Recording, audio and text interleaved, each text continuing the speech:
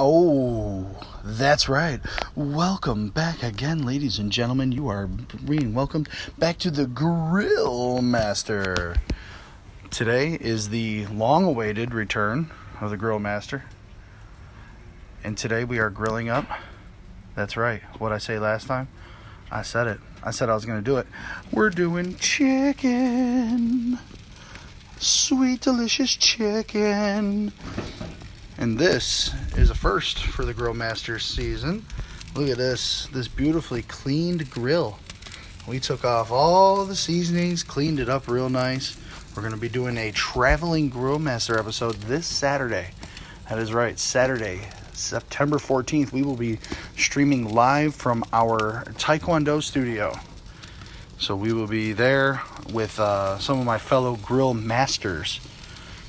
We are going to be having some guest stars, and they will be having fun. But today we have just a simple chicken. It's just some cracked pepper, some garlic. It's how do you want to put it? It's pretty much been dried and powderized, but it's not from a standard shaker jar. This is something that a friend gave me that I'm using. So it's kind of like a garlic rub, if you will. So should be good. Using some Wegmans chicken breasts. They're cut up pretty decent. I like them. There's not a ton of fat on them, which is kind of handy, but it kind of leaves them dry. But right now I'm going to keep this lid down. We are going to go for about 400 degrees for about 15 minutes total. That's about 7.5 minutes per side, depending on how you like it. But that is what we do here on the GrillMaster. But yes, we are here. I'll show you a decent shot of the grill. We cleaned it all up today. We got it all spiffied up. All the summer dust and pollen and everything else came off of it. Something I suggest to a lot of people is if you're going to bring your stuff out, wrap your plate. Because then you can just get rid of your foil, and nothing's wrong with the plate underneath. Now you got your serving plate. That's right, only the best here on the GrillMaster we use plastic, and this ain't no ordinary plastic. This is some made in China dollar store plastic.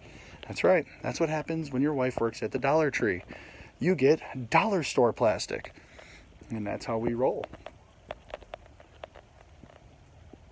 Now if you're in the Western New York area and you are a friend of mine and you would like to be on the GrillMaster or come by and hang out for a GrillMaster episode, please do. You know where I live if you want to come on over. Jeff Mods, it's just a hop for you. Heather, you can come on over too. I'll grill up some stuff with you. We can combo it. You can bring over some of your keychains and stuff, and we'll put them on the GrillMaster episode. That's what I do. Help out friends in need. Friends that are looking to do things. So like I said, we're going to hold this temperature about 400 degrees. Now, I had just placed the chicken on before I started the episode. So right now, we're a few minutes in. Nothing fantastic. We're not really going for any deep char on this. But we are going to be having some fun with it. So some people may ask, why'd you clean your grill? Well, it's because a friend of mine is transporting it for me over to the Championship Martial Arts Studio on Eggert and Colvin. It's on Saturday, September 14th. We'll be there from 10 to 2 doing some grilling. I'll probably be there from about 9:15 to about 3 after letting the grill cool down and getting it transported back. A good friend of mine is going to transport it up there for me. Didn't want to put it in the back of her truck all dirty. So what we did, cleaned out the bottom. Got me a nice little dollar store tray at the bottom. Catch my drippings now. It's a lot better than letting it just kind of sit on the metal. I was going to wrap the whole thing in aluminum foil, but I decided against it. The aluminum tray was the better choice for me. But this is almost about ready to flip. Now me, I'm just going on what time I think I put it on. So good adjustment is if you could pick it up and it doesn't stick, you're good to flip. I use this method for pan frying or grilling. Oh, look at that, nice flare up. That's a good spot. Look at those grill marks. And that's what I love about grilling. You get the marks, you get those nice caramelization marks in your meat, and I thoroughly enjoy it. Now, I did not respray my grill pans at all. The grates were just, left alone. I put them on here after cleaning them. My grill has seen better days. Now, this grill is roughly 9 years old, so I mean, it's in really good shape for being 9 years old and being out in the weather the entire time. I do need to get some new grates, so I will be purchasing some new stuff come springtime and getting it all set up that way. Now, I am going to try.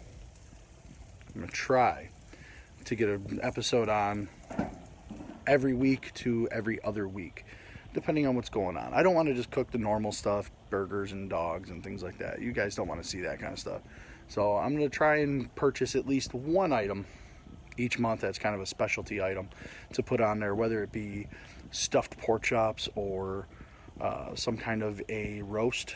I had a few people ask me about roast, and I haven't done a good bone-in steak on here in quite a while, so I think I'm going to try and do that very shortly. I do have some pork chops. Next episode, I think it's pork chop time. Yeah, I think it's pork chop time on the next episode. Maybe I'll do a grilled bacon episode. I've done that a few times. I love grilling my bacon. It turns out super crispy. You just have to manage your flame a little better on the grilled bacon. It does tend to flare up, as all grease will do.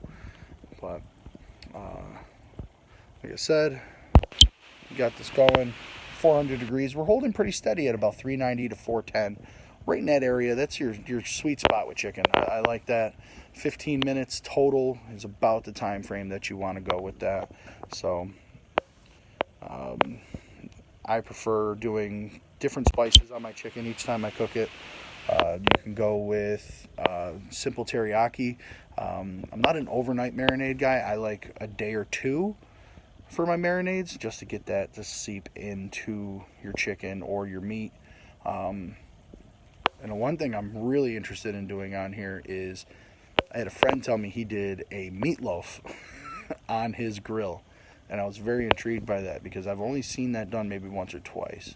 I'm not going to mess around with beer can chickens. You guys know how that works. I don't taste the difference with beer can chicken. It's a little more moist, but it's nowhere more moist than what you get if you actually cook the chicken fairly well and get it seasoned properly. That's about the difference that you get with that. So I'm not going to mess around with beer can chickens. I am thinking about doing a whole chicken on here. I do normally just like to rotisserie a whole chicken. It's not very exciting, but it is nice if you're doing a party. I personally have one of the Ronco rotisseries. So it is actually very nice to set it and forget it and walk away and actually have that ready for a party. You can go through that. So we're just about ready here. This chicken has been on here on this side for about 4 minutes now. No sticking. I'm still pretty pink in the middle, so we're going to go back to that side in just a minute. I just want to get some grill marks along the edge, and we're going to open that up and let that cook into that chicken that way. Do it again with this one. Beautiful grill marks on this chicken. I'm going to do this, and then I'm going to try and open it up just a little bit. I'm also going to turn it the opposite way, so you notice the grill marks will not be facing the same direction. So we're going to let this go for a few more minutes. We're going to get that pink out of there. Get it all nice and juicy and happy, as they say down in the South. And then I'll be plating for me and the boys. But for now, this is your GrillMaster. Good grilling.